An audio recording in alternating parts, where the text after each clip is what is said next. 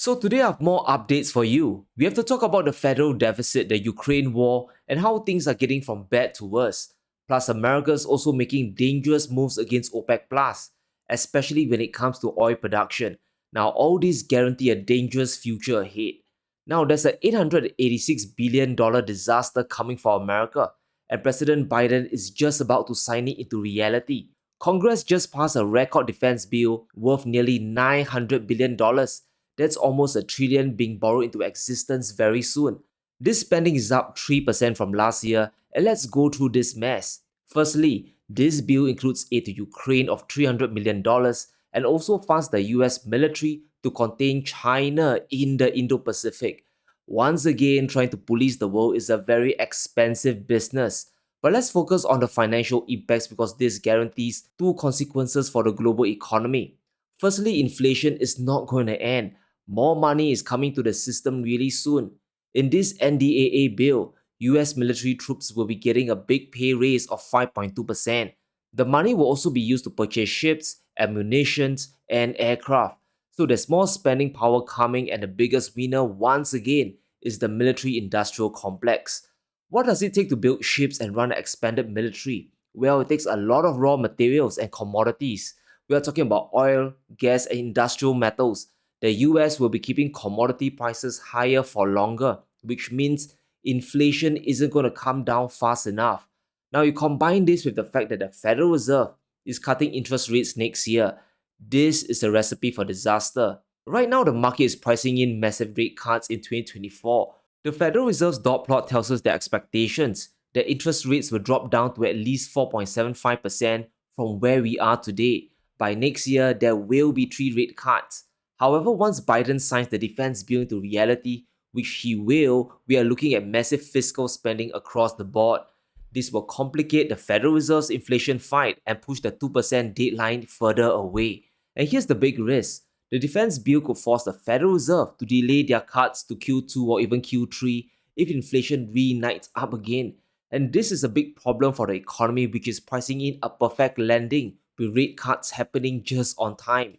Power can't control government spending, and it's this spending that's going to force the Fed to drag the rate cuts out even further. According to Fed officials, a reduction in March is premature. In fact, it might only happen in the third quarter of this year. Now, if this happens, the markets will be in a state of shock because they are pricing in for perfection. They're expecting a fairy tale ending. The Fed is seeing a market where unemployment is at record lows of 3.7%, plus almost 200,000 jobs were created last month. If you are Powell, things really look awesome on the surface for you. There isn't a sense of urgency here. If you throw in increased spending from the defense bill, it adds more upwards inflation pressure. That makes it even less likely for rates to come down in March. Now, that's just a fiscal nightmare, right? This $900 billion isn't coming from thin air. They are being borrowed into existence. In other words, our best friend Janet Yellen will be selling a ton of bonds to raise the money. Now, there's a big debate about whether the supply of bonds can overwhelm the demand for US treasuries. We are seeing yields come down because the economy is worried about a recession. But I want us to focus on the national debt because that's the end game. According to the CBO, the official deficit last year was at least 6.3% of GDP. But if you adjust it for student loans, it's actually 7.5%. In other words, the US economy is being kept on life support through deficit spending. And let's just do the math here. Q3 GDP came in at 5.2%, and the deficit is 6.3%. If spending stops, GDP will be negative. We'll be in a recession tomorrow. So it's no surprise why defense spending is increasing in 2024. The more you spend, the longer you can prop up the US economy, at least well into the election season. Comparing the US economy to Europe, it looks like Bidenomics is winning, right? It is working.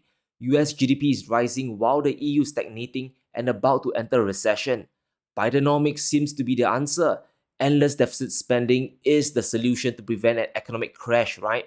But here's the big problem. You're delaying the inevitable. By spending more today, you prevent a recession 100%.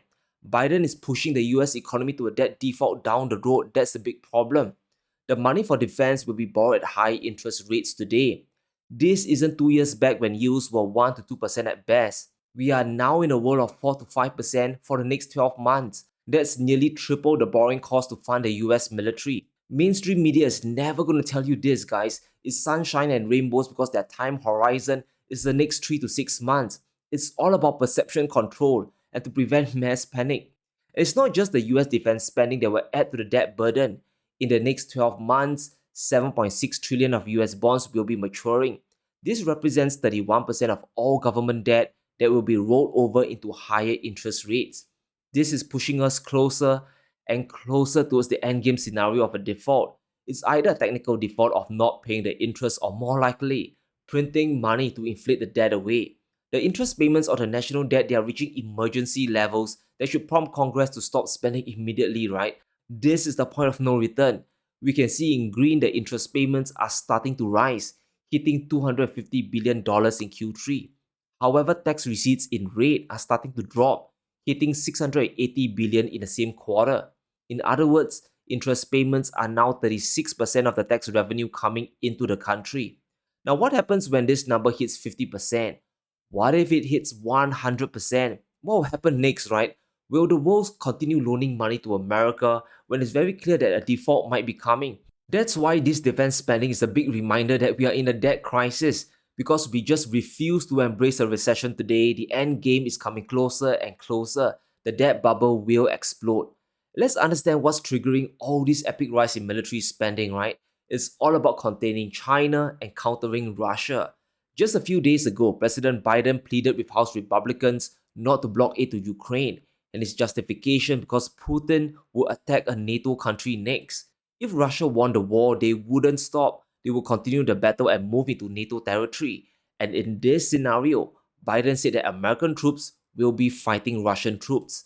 Now, this is classic fear mongering to get the funding passed, but it kind of shows the level of desperation to unlock the $60 billion in aid money. Remember what Blinken said, 90% of Ukraine aid is spent in US economy to prop up the system. It's mission critical that Biden gets the money to keep the zombie economy alive until the elections are over. If the money comes in, it's a double win for him. He can keep fighting on as a wartime president and the GDP numbers will look a little better for the next 12 months. Putin, of course, is pushing back hard on this and scolded Biden. He called Biden's warning complete nonsense, and listen to this statement and judge for yourself. It is complete nonsense, and I think President Biden understands that. Russia has no reason, no interest, neither economic, political, or military, to fight with the NATO countries.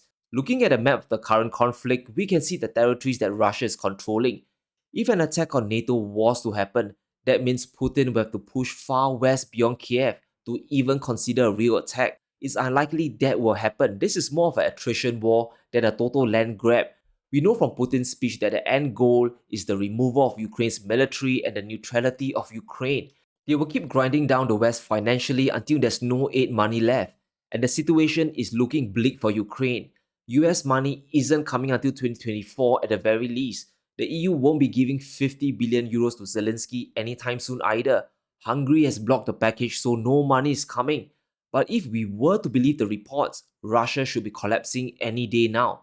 According to US intelligence, Russia has lost 87% of active duty ground troops, plus two-thirds, 66% of their pre-invasion tanks have been destroyed. So there are a lot of conflicting reports coming out of the West. There's a fear that Ukraine is certain to fail if America pulls aid away. But at the same time, the Russian military has been annihilated, which is true here. There's a very big disconnect over here.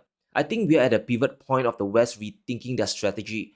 I believe the next package to Ukraine might be a big one, but it's probably the last payment to come. A recession is coming for the Eurozone, and if America slips into one, then it's all over for war spending on Ukraine. The end game is approaching fast. Now, while the battle in Europe isn't going well, there's one front where the US is fighting back, and that is the oil war with OPEC Plus. I believe we know the situation on the ground right now, right? Oil prices, they're all coming down because the global economy is slowing down. To prop prices higher, OPEC Plus has to cut production. But America is making it tougher for prices to rebound because production in the US is actually exploding up. From Bloomberg, US frackers return to haunt OPEC's pricing strategy. Shale oil production is increasing and is adding the equivalent supply of a new Venezuela. In other words, oil production in the US has gone up by 800,000 barrels. This is the challenge OPEC Plus now faces. By continuing cutting oil production, they might stabilize prices. And so far, this strategy has been working. Saudi Arabia's oil revenues hit $318 billion in 2023. That's 5% more than all the forecasts. The production cuts have been working to a good degree, especially from July to October. But because US crude from shale is rising, it kind of complicates OPEC's production cuts going forward. America's oil production boost has surprised even the estimates from the EIA. It was forecasted to reach 12.5 million barrels in Q4, but in reality, the production has flown up to 13.3 million barrels. When you flood the market with more oil, prices tend to come down. So this is a direct counter to OPEC's oil cuts. And here's the problem for OPEC. As they continue cutting production, they might rebound prices, but they will be selling lesser volume to the market. This means revenues might come down if it gets severe enough. But at the same time, US oil companies will be earning more because they're still ramping up production. So we are now heading towards an oil war where more production cuts will likely happen. OPEC is still in control of the world's oil markets. They control 60% of total petroleum exports, and if you throw in Russia and the other plus countries into the mix, that number climbs to 80% easily. We can expect Saudi Arabia and Russia to keep cutting to stabilize the oil market because there isn't much choice. They have to wait until the economy rebounds before they can increase production once again without collapsing the oil price. The Saudi oil minister has confirmed this by saying production cuts could continue well past March 2024 if needed. They are betting that this will overwhelm the increased production from the US. I honestly believe that the 2.2 million cut will overcome the inventory build that usually happens in the first quarter. They believe that demand is improving, especially from China, but that will be the biggest wild card in 2024. If Chinese demand recovers, then OPEC's gamble will win. But if it doesn't, then more production cuts will happen. The situation today is very different from back a decade ago when OPEC could literally squeeze US shale out of existence. OPEC Plus has one big advantage over the US when it comes to oil, and that is their marginal cost of production. Russia, for example, has a low marginal cost of production of $5 to $10 a barrel. Saudi Arabia's production cost is already around that level as well. However, it's between $30 to $50 a barrel in America, so technically OPEC can squeeze US production by flooding the market with oil. Back in 2014, OPEC flooded the market with a ton of oil, and that caused prices to plunge by 65%, dropping them well under $40. And that managed to stop US production, but it can't repeat this strategy today, and there are two simple reasons why. The first is because the global economy is already contracting. Japan, China, and Europe, they are all consuming less. They are also exporting less, so oil consumption is already coming down.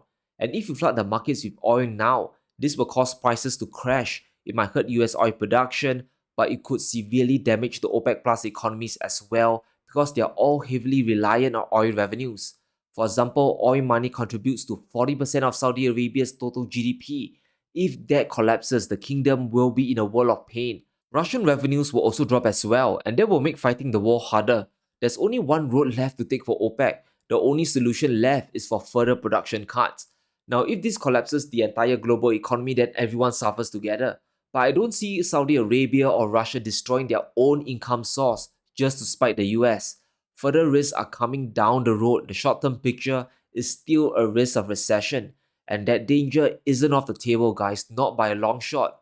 Long term, we also have a US default nightmare coming. So I hope this paints a realistic picture of the world economy going forward. It's still a big mess and black swans are still circling around. But let me know what you think in the comments below. Will Biden sign off on the insane defense bill? And will OPEC be forced to cut production even further? Let me know in the comments below. Stay safe, be sure to smash the like button and subscribe as we navigate through these crazy times.